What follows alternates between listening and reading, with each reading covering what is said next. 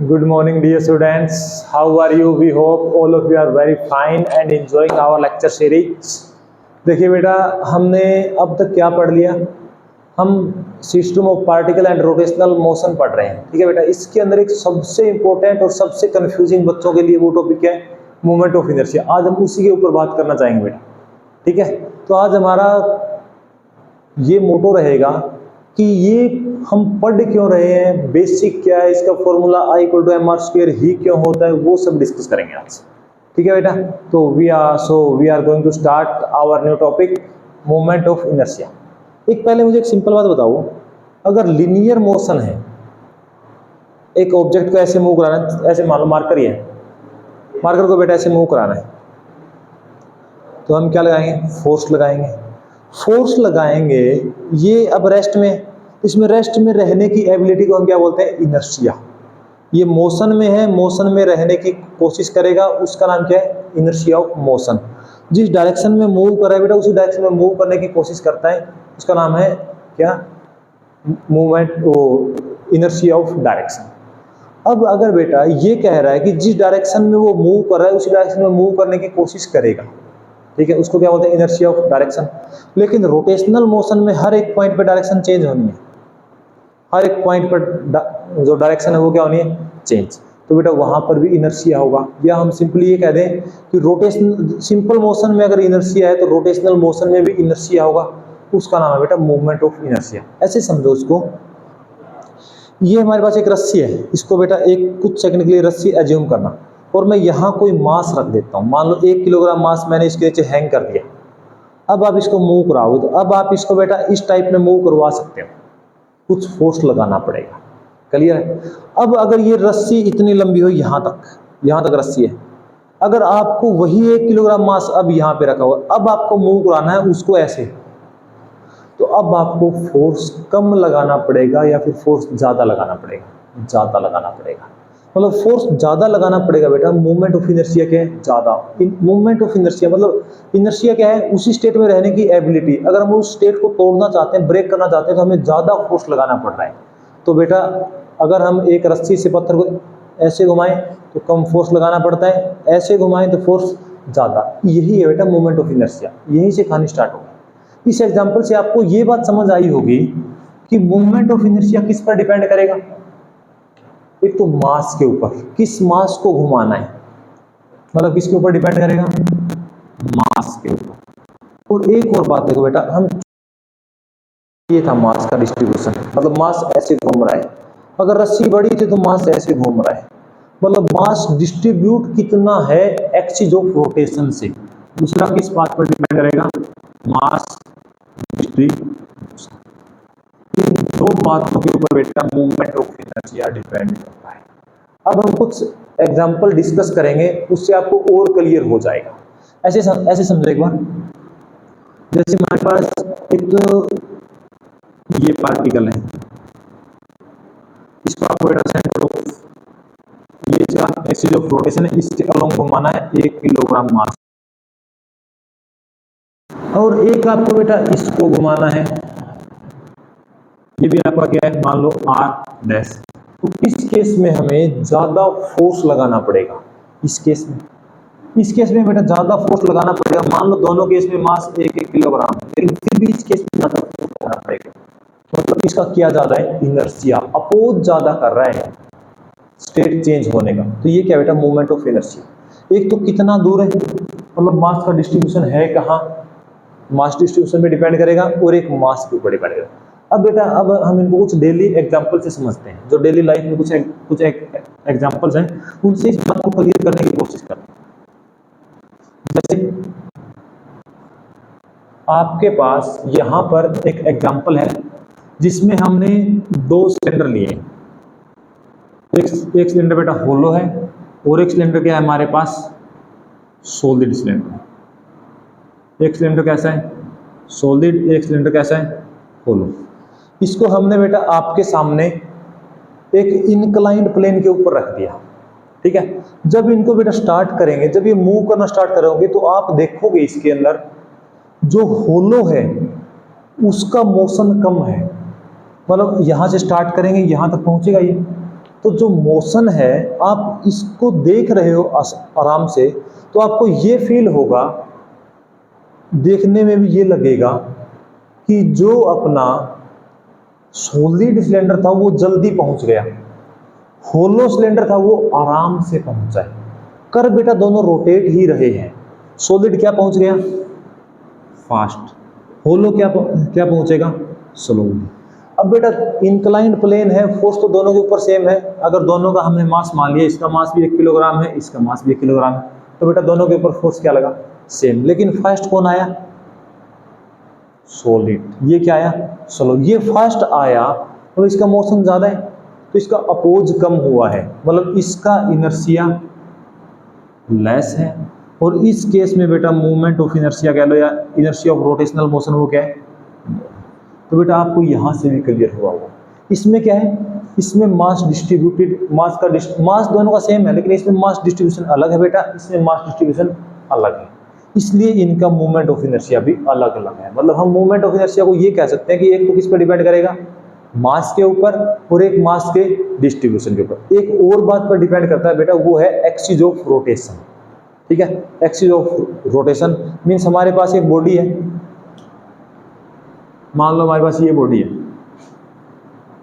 एक तो बेटा हम इसको यहां से रोटेट करें और एक हम इसको यहां से रोटेट करें, तो बेटा इन दोनों मासेस का या इस कंप्लीट बॉडी का जो मूवमेंट ऑफ इनर्शिया वो अलग अलग आएगा। तो यहां पर भी डिपेंड करेगा। तो हमने बेटा इस एग्जांपल से देख लिया। एक और एग्जांपल देखते हैं आपकी डेली लाइफ में, जिससे आपको थोड़ा और क्लियर होगा मूवमेंट ऑफ इनर्शिया। ऐसे समझो, ये आपके सामने एक और एग्जांपल है। इस एग्जांपल में आप क्या देख पा रहे हो, ये देख पा रहे हो कि एक इंसान है, उसने 2 मास पकड़े हुए हैं। जब वो मास को बेटा, आप इसको ध्यान से देखो, जब वो मास उसके पास पास है तो उसके घूमने की एंगुलर वेलोसिटी क्या ज्यादा हो जा रही है, और जब वो अपने हाथों को फैला रहा है, इसमें आप देखना फैला रहा है, तब उसके जो घूमने की वेलोसिटी है वो कम हो जा रही है, मतलब उसका रोटेशनल कम हो जा रहा है। तो बेटा रोटेशन कम कब हुआ, जब मास डिस्ट्रीब्यूट दूर है। जब मास डिस्ट्रीब्यूट पास में है, ऐसे किया हुआ है, तो वो जल्दी जल्दी घूम रहा है, और जब मास थोड़ा दूर करेगा तो वो आराम से हो जाएगा। तो ये है बेटा मूवमेंट ऑफ इनर्शिया। मतलब मास तो दोनों सेम है, एक उसने पास में रखा हुआ है, एक उसने दूर करके रखा हुआ है। एक होलो सिलेंडर है, एक सॉलिड सिलेंडर है, मास सेम है, लेकिन उनका रोटेशन अलग अलग आ रहा है, क्योंकि उसका मास का डिस्ट्रीब्यूशन क्या हो रहा है, अलग अलग। ठीक है, आई होप आपको यहां से ये क्लियर हुआ होगा कि मूवमेंट ऑफ इनर्शिया है क्या, कि रोटेशनल मोशन में जो इनर्शिया है उसको हम क्या बोल देते हैं, मूवमेंट ऑफ इनर्शिया। अब देखो बेटा, अब हम समझने जा रहे हैं कंसेप्ट को। हमारे पास 2 सिलेंडर थे, एक होलो सिलेंडर और एक क्या था बेटा, सॉलिड सिलेंडर। सॉलिड सिलेंडर क्या आया, भाग के नीचे आया इंक्लाइन प्लेन पे, और जो होलो सिलेंडर था वो आराम से आया। अब देखो, मान लो हमने ये जो हमारे इंक्लाइंड प्लेन है वो h हाइट पर है, h हाइट पर था बेटा, तो यहां से दोनों ने चलना स्टार्ट किया, तो यहां पर उसकी पोटेंशियल एनर्जी कुछ है, यहां वो नीचे आ रहा है, तो पोटेंशियल एनर्जी क्या हो रही थी, डिक्रीज हो रही थी। अगर बेटा नीचे आते टाइम पोटेंशियल एनर्जी डिक्रीज होगी, तो काइनेटिक एनर्जी को क्या होना पड़ेगा, इंक्रीज। काइनेटिक एनर्जी को क्या होना पड़ेगा, इंक्रीज। अब अगर हम काइनेटिक एनर्जी देखें तो क्या होता है, हाफ mv²। लेकिन रोटेशनल मोशन में क्या काइनेटिक एनर्जी यही होती है, ये अब हम देखने जा रहे हैं।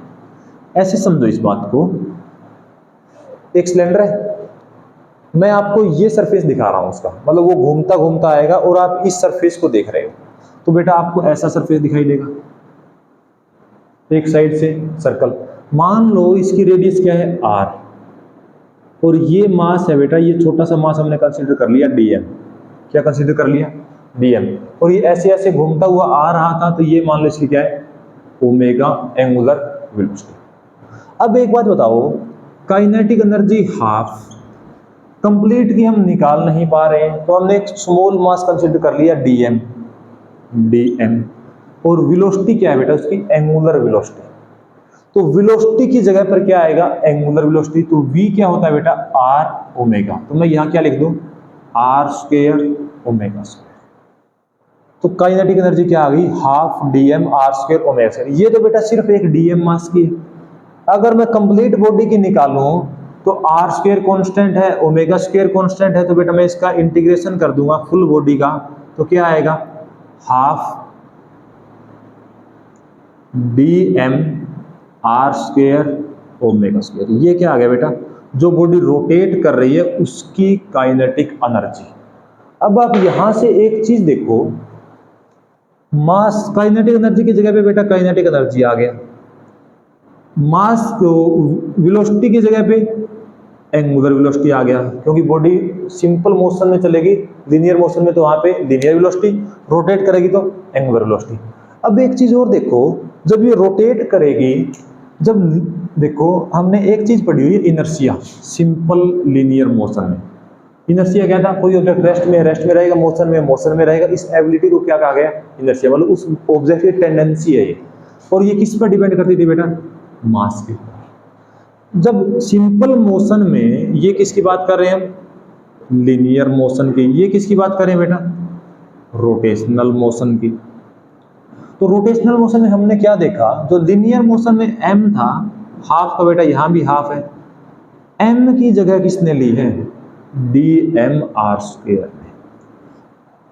इनर्शिया को बेटा मास में मेजर करते थे, तो रोटेशनल मोशन का जो इनर्शिया होगा उसको बेटा हम किस में मेजर करेंगे, dm आर स्क्वायर। अब ये बॉडी हमारी कैसी है, सर्कुलर है, तो इसका dm मास आप जहां जहां भी कंसीडर करोगे सबकी डिस्टेंस क्या रहेगी, r r r। तो आप बेटा इसको इंटीग्रेट करोगे तो क्या आ जाएगा, r कांस्टेंट है m r स्क्वायर। तो ये है बेटा रोटेशनल मोशन का मूवमेंट ऑफ इनर्शिया। इसलिए हम movement of inertia I is equal to M R square लिखते हैं।